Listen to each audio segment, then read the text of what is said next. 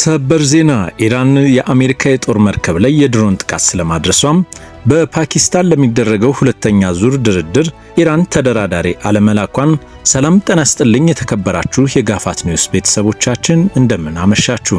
ጋፋት ኒውስ የተለያዩ ዓለም አቀፍ መገናኛ ብዙሃን በፊት ለፊት ገጾቻቸው ከያዟቸው አንኳር ጉዳዮች ውስጥ ለእናንተ ይሆናሉ ያልናቸውን የምናደርስበት ሰዓት ላይ እንገኛለን። በቅድሚያ የምንመለከተው ጉዳይ ዩክሬንና ራሽያን ይሆናል። የዩክሬኑ ፕሬዝዳንት ቮሎዲሚር ዜሌንስኪም ሩሲያ የተጣለባትን ማዕቀብ ተነስቶ ነዳጅ እንድትሸጥ አሜሪካ ያሳለፈችውን ውሳኔ ተቃወሙ። አሜሪካ ይህንን እርምጃ የወሰዱት አገራት እስከ ግንቦት 8 2018 ዓ.ም ድረስ የሩሲያ ነዳጅ ምርቶችን መግዛት ተፈቅዶላቸዋል ማለቷን ተከትሎ ነው። ዋሽንግተን ማዕቀቡ እንዲነሳ የተደረገው አሜሪካና እስራኤል ኢራን ላይ በከፈቱት ጦርነት ምክንያት የተከሰተውን የኃይል አቅርቦት መስተጓጎል ለማረጋጋት እንደሆነም ትከራከራለች። ይሁን እንጂ የዩክሬኑ ፕሬዝዳንት ውርለት ለሩሲያ ነዳጅ የሚከፈል እያንዳንዷ ዶላር ለጦርነት የሚውል ነው ሲሉም ተቃውሟቸውን አሰምተዋል። መጀመሪያ አሜሪካ በሚል መርሃቸው የሚታወቁት የአሜሪካው ፕሬዝዳንት ዶናልድ ትራምፕ ይህን ውሳኔ የወሰኑትም በሩሲያና ሌሎች የኤዥያና የአፍሪካ ሀገራት ያጋጠመውን የነዳጅ እጥረትም መፍትሄ ለመስጠት በሚያስችል መልኩ መሆኑን የተናገሩትም ፕሬዝዳንት ፑቲን እንደ አውሮፓውያኑ አቆጣጠር የካቲት 2022 ዩክሬን ላይ ሙሉ ለሙሉ ወረራ ሲከፍቱ ሩሲያ ላይ ሰፊ ማዕቀቦችም ተጥለውባት ነበር። አሜሪካና እስራኤል ኢራን ላይ የፈጸሙትን አውዳሚ ጥቃት ተከትሎ ኢራን እስራኤልና በገልፍ የሚገኙ የአሜሪካ የጦር ጣቢያዎችንም አጥቅታለች። ከዚህም ባሻገር የአሜሪካ አጋር በሆኑ የአረብ ሀገራት ኃይል ተቋማትና የሲቪል መሰረተ ልማቶች ላይ ያጸፋ ጥቃቶችን ፈጽማለች። በዚህም ምክንያት በዓለማችን ላይ ያለው የነዳጅ ዋጋ ከቀን ወደ ቀን እየናረ ከመሄድም ባለፈም የተለያዩ ሀገራት ላይ ከፍተኛ የሆነ እጥረትን እስከ ማጋጠም ደርሷል። በተለይም በአውሮፓና መሰል ሀገራት ላይ የአውሮፕላን ነዳጆች ማለቃቸውን ተከትሎም ከቀጣይ አንድ ወር በኋላ በረራዎች ሊሰረዙ ይችላሉ መባሉን ተከትሎ ነው ቭላድሚር ፑቲንን በመማጸን የአሜሪካው ፕሬዝዳንት ዶናልድ ትራምፕ የተጣለባት ማዕቀብ መነሳቱንና ከእስራኤልና አሜሪካ ኢራን ጦርነት ጋር ተያይዞም ያጋጠመውን ቀውስ ለመፍታት መሰል እርምጃዎችን የወሰዱትም። በዚህም አሜሪካ የጣለችው ማዕቀብ መነሳቱን ምክንያት በማድረግ በርካታ ሀገራት ፊታቸውን ወደ ሩሲያ እንዲያዞሩም ምክንያት ሆኗል። ይህም ክፉኛ በሩሲያ ዩክሬን ጦርነት በተጣለባት ማዕቀብ የተጎዳችውን ሞስኮን የኢኮኖሚዋን ሁኔታም ለማገዝ ወሳኝ እንደሆነ ነው እየተነገረ ያለው። ጠባብ የባህር መተላለፊያ የሆነውና 20 በመቶ የዓለማችን ነዳጅ የፈሳሽ ጋዝ መጓጓዣ የሆነው የሆርሙዝ ወሽመጥም መዘጋቱ ምክንያት በማድረግ እንደዚህ አይነት ውሳኔዎች መምጣቱ ለሩሲያ መልካም ሲሳይ ሆኗል። ይህ የዓለም ነዳጅ ገበያ ትርምስ ውስጥ ያስገባ ሲሆን ወሽመጡ በፍጥነት የማይከፈት ከሆነ የዓለም ምጣኔ ሀብት ውድቀትም እንደሚገጥመው ተሰግቷል ሲል የዘገበው ቢቢሲ ነው። አሜሪካ የኢራንን የጭነት መርከቦችን መያዟን አስታወቀች።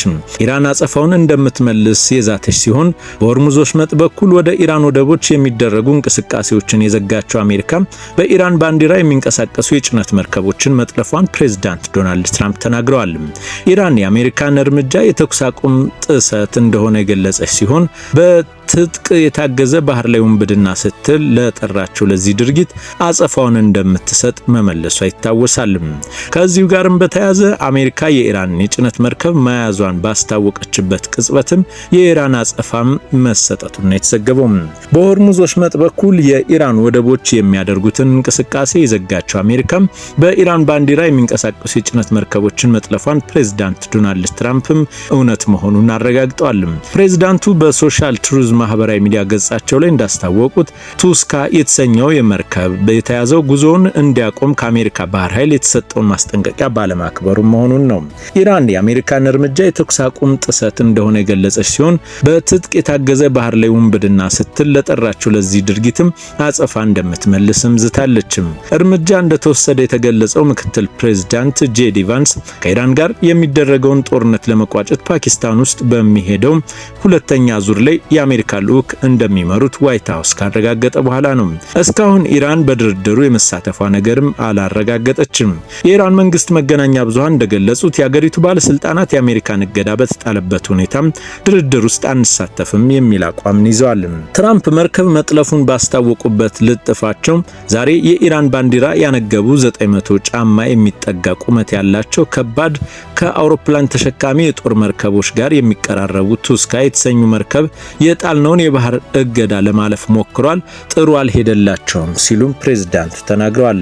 አሜሪካ መርከቡ እንዲቆም ማስጠንቀቂያ ብትሰጥም እንዳልተቀበለው ገልጸው ስለዚህም ባህር ኃይላችን አንጃውን የሚገኝበትን ክፍል ላይ በመምታትም አቋማችን አሳይተናል ሲሉ የተወሰደውን እርምጃ ማበረታተዋል። ቱስካ ከዚህ ቀደም በነበረው የህገወጥ ተግባር እንቅስቃሴ ምክንያት በአሜሪካ ግምጃ ቤት ማዕቀብ ተጥሎበትም ነበር።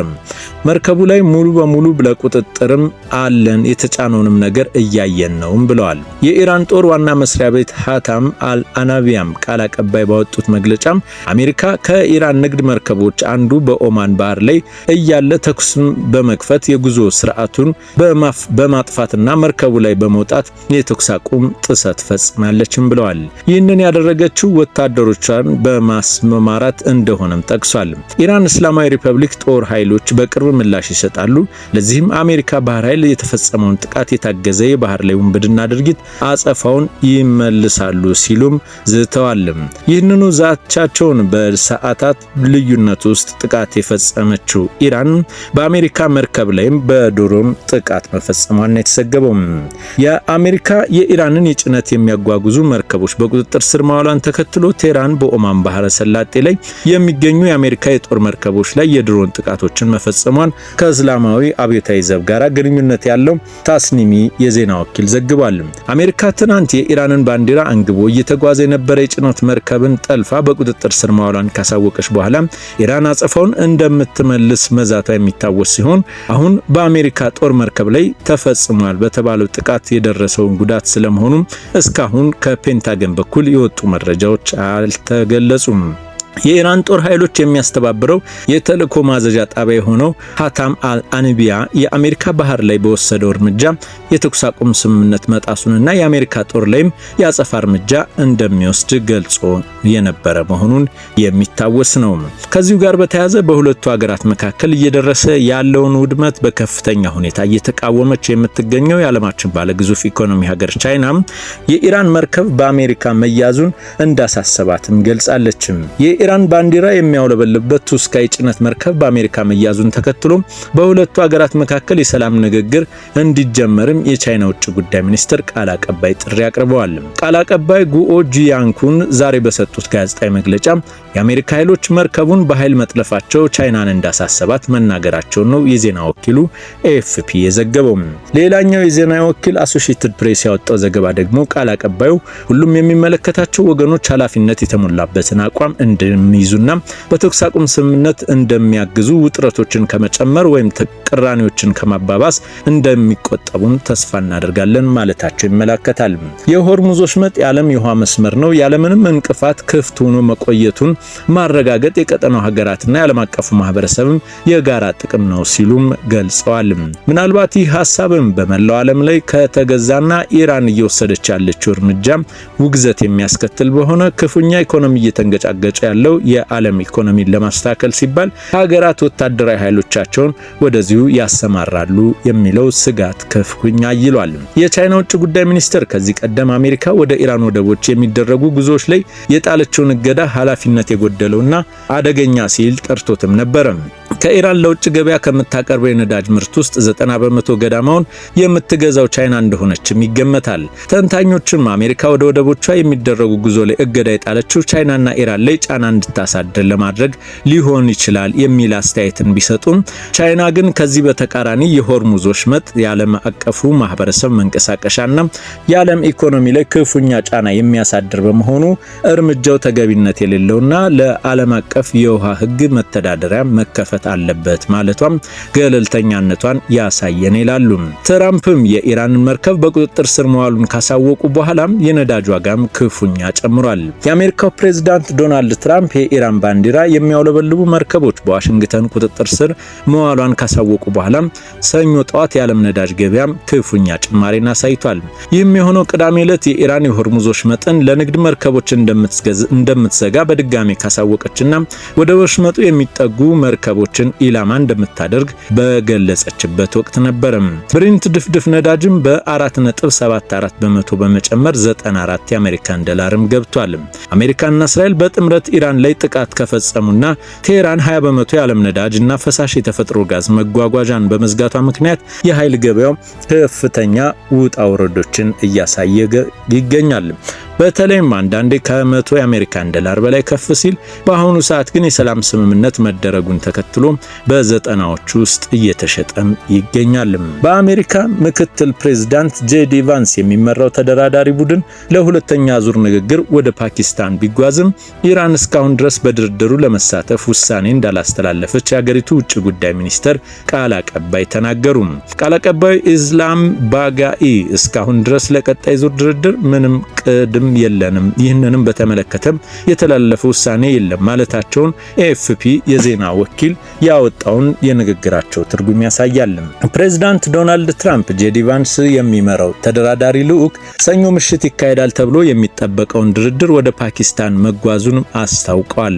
የትራምፕ መካከለኛው ምስራቅ መልእክተኛ ስቲቭ ዋትኮፍና አማቻቸው ጄድ ኩሽነርም በድርድሩም ይሳተፋሉ። የኢራን መንግስት መገናኛ ብዙሃን ባለስልጣናትን ጠቅሶ ትናንት ባወጣው ዘገባ በቀጠለው የአሜሪካ የባህር ጉዞ እገዳ፣ የተኩስ አቁም ጥሰትና በአሜሪካ ዛቻ የተሞላበት ትርክት ምክንያት ቴህራን በንግግሩ እንደማትሳተፍም ገልጾ ነበር። የውጭ ጉዳይ ቃል አቀባዩ በበኩላቸው አሜሪካ ለዲፕሎማሲያና ለድርድር ዝግጅት ብትልም በተግባር ግን ምንም መልኩ ዲፕሎማሲ ሂደቱን የመከተል ሐሳብ በቁም ነገር መያዟን መሆኑን የሚያሳይ ድርጊት እየፈጸመች አይደለም ሲሉም ይከሳሉ።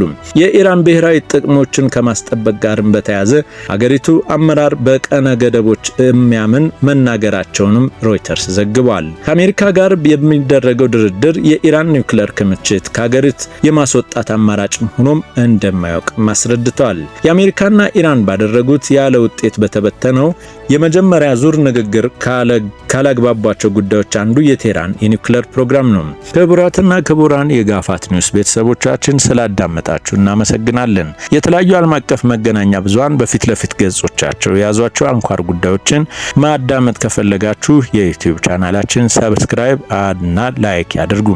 ስላዳመጣችሁን በድጋሚ እናመሰግናለን።